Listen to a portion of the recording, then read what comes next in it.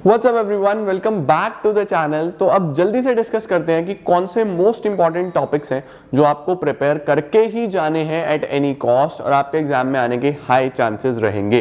तो ये टॉपिक सबसे पहले करना, उसके बाद आप बाकी के टॉपिक्स प्रिपेयर कर सकते हो। तो चलिए लेट्स बिगिन।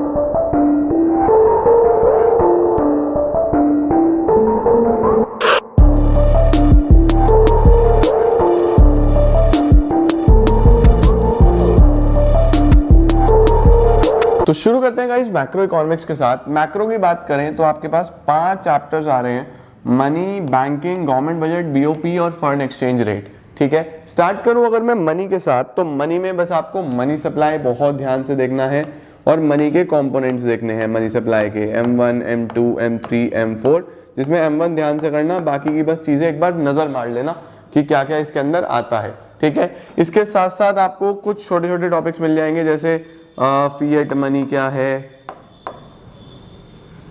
फनी लिख दिया, fiat money, credit money, full bodied money या फिर लीगल टेंडर, इस तरीके के आपको आपकी बुक्स में मिल जाएंगे। उसको एक बार रीडिंग लगा के जाना। ठीक ठीक टॉपिक है, बस मेजर तो मनी सप्लाई इससे बनेगा।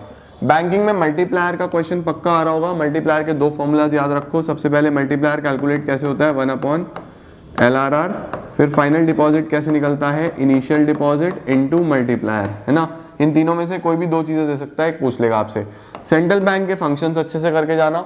सेंट्रल बैंक के फंक्शंस के दूसरे नाम भी याद रखना, जैसे करेंसी अथॉरिटी का बैंक ऑफ इशू, है ना। तो इस तरीके से सबके अलग अलग नाम दिए हैं आपकी किताबों में, वो एक बार जरूर देख लेना। गवर्नमेंट बजट की बात करूं तो कैटेगराइज करने के लिए आएगा कि कैटेगराइज करो इसमें से ये रेवेन्यू रिसिप्ट है, रेवेन्यू एक्सपेंडिचर है, कैपिटल रिसिप्ट है या कैपिटल एक्सपेंडिचर है। तो उसके बेसिक्स आपको पता होने चाहिए।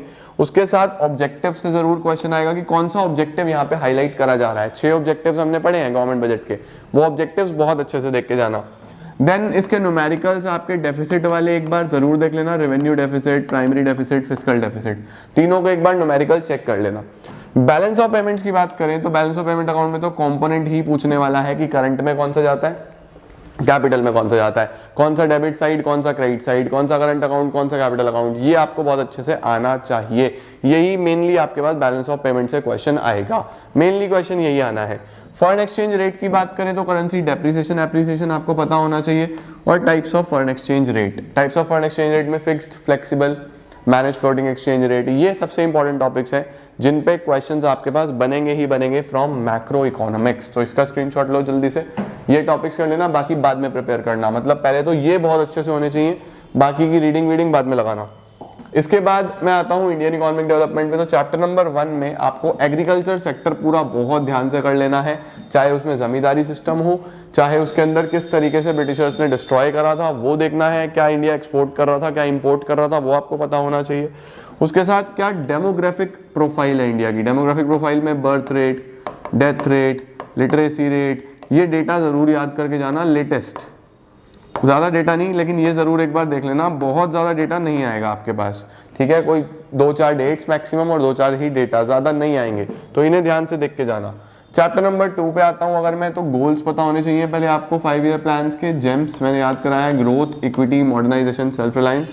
देन एग्रीकल्चर रिफॉर्म्स, चाहे वो लैंड रिफॉर्म्स हो, चाहे वो टेक्निकल रिफॉर्म्स हो, चाहे वो जनरल रिफॉर्म्स हो। रिफॉर्म्स में आपका सबसे इंपॉर्टेंट है ग्रीन रेवोल्यूशन।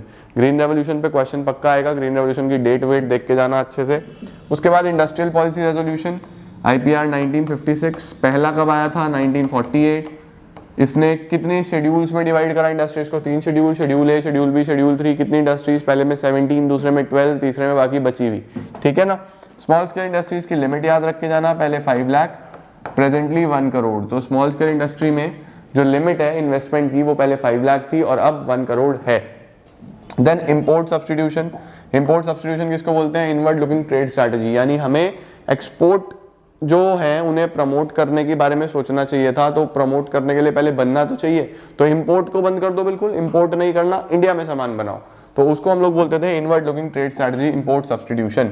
चैप्टर नंबर 3 हमारा है 1991 इकोनॉमिक रिफॉर्म्स। इकोनॉमिक रिफॉर्म्स पे आते हैं तो लिबरलाइजेशन में 5 रिफॉर्म्स आपको याद करने हैं बहुत ध्यान से। 5 रिफॉर्म्स मैंने याद कराए थे, फिट, FFITT। ठीक है, तो ये 5 रिफॉर्म्स, चाहे वो फाइनेंशियल सेक्टर हो, चाहे वो फॉरेन रिफॉर्म्स हो हमारे, चाहे वो हमारे इसके अंदर इंडस्ट्रियल सेक्टर हो, चाहे वो टैक्स रिफॉर्म्स हो, कोई भी रिफॉर्म्स हो, वो सारे आपको पांचों के पांचों रिफॉर्म्स लिबरलाइजेशन के बहुत ध्यान से करने हैं। प्राइवेटाइजेशन ग्लोबलाइजेशन से कुछ ऐसा खास नहीं बनेगा। वर्ल्ड ट्रेड ऑर्गेनाइजेशन की डेट, गैट का सक्सेसर था, general agreement for tariff and trade का सक्सेसर था। गैट में कितनी कंट्रीज थी, कब स्टैब्लिश हुआ था, WTO में कितनी कंट्रीज कब स्टैब्लिश हुआ, वो पता होना चाहिए आपको।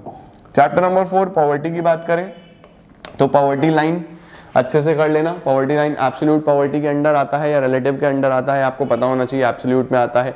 पॉवर्टी लाइन के प्रोवाइड करने में दादा भाई नरोजी का योगदान आपको पता होना चाहिए। उसके बाद जेल कॉस्ट ऑफ लिविंग इंडेक्स पता होना चाहिए, कितने पुअर हैं जी, कौन से क्रॉनिक होते हैं, कौन से ट्रांजिएंट होते हैं, कौन से नॉन पुअर होते हैं, सब पीपीटी में कवर करा है, ध्यान से देखना जो वन शॉट डाले हुए हैं। हेड काउंट रेशियो क्या होता है और जितनी भी योजनाएं इसके अंदर आती हैं। पॉवर्टी से काफी सारा आने वाला है टॉपिक, तो पॉवर्टी अच्छे से प्रिपेयर करके जाना। इसके बाद ह्यूमन कैपिटल की बात करें अगर, तो ह्यूमन कैपिटल के तो बस आपको सोर्सेस पता होने चाहिए कि expenditure on health, expenditure on education, expenditure on information, फिर उसके बाद कितने तरीके की वैक्सीन्स वगैरह होती हैं, कौन सी प्रिवेंटिव है, कौन सी क्यूरेटिव है ना। उसके बाद आपको बस सोर्सेस देख लेने हैं। उसके बाद ह्यूमन कैपिटल और ह्यूमन डेवलपमेंट, ये टॉपिक जरूर देख के जाना, कौन सा ह्यूमन कैपिटल है, कौन सा ह्यूमन डेवलपमेंट है, ठीक है। Then we have last chapter rural development. Rural development में एग्रीकल्चर मार्केटिंग बहुत ध्यान से देखना है कि एग्रीकल्चर मार्केटिंग में क्या होता है और कौन कौन से मार्केटिंग चैनल्स हैं जो अलग अलग स्टेट्स में बने थे। जैसे पंजाब में अपनी मंडी जो बाद में एमर्ज हुए थे, ये पता होना चाहिए पंजाब में कौन सा, आंध्र प्रदेश में कौन सा, ये आपके एनसीईआरटी में गिवन है सारी चीजें, इन्हें एक बार जरूर देखना। उसके बाद नॉन फार्म एक्टिविटीज जो अदर देन फार्मिंग है, उसके अंदर कौन सी सबसे पॉपुलर है, क्या वो पोल्ट्री है, ठीक है ना, पोल्ट्री फार्मिंग हो गया, उसके अलावा बी कीपिंग हो गया, तो एनिमल हस्बेंड्री, ये सब नॉन फार्म एक्टिविटीज भी आपको ध्यान से देखनी है। तो ये इंडियन इको में आपको प्रिपेयर करना है, और इंडियन इको में इतना, मैक्रो में ये सब। इसके बाद हम लोग जब आगे बढ़ेंगे तो हम लोग डिस्कस करेंगे, इसके बाद ही बस मैं वीडियो एक और दूंगा आप लोग को, उसमें मैं आपको सारी इंपॉर्टेंट डेट्स एक ही जगह पे रख के डिस्कस करवा देता हूं। तो इस वीडियो के लिए इतना ही, होपफुली आपको समझ आ गया होगा क्या क्या कैसे कैसे कितना कितना करना है। अब हम आगे बढ़ते हैं और डिस्कस करते हैं कि कौन कौन सी ऐसी इंपॉर्टेंट डेट्स हैं जो एग्जाम में आ सकती हैं at a single place. Thank you so much everyone.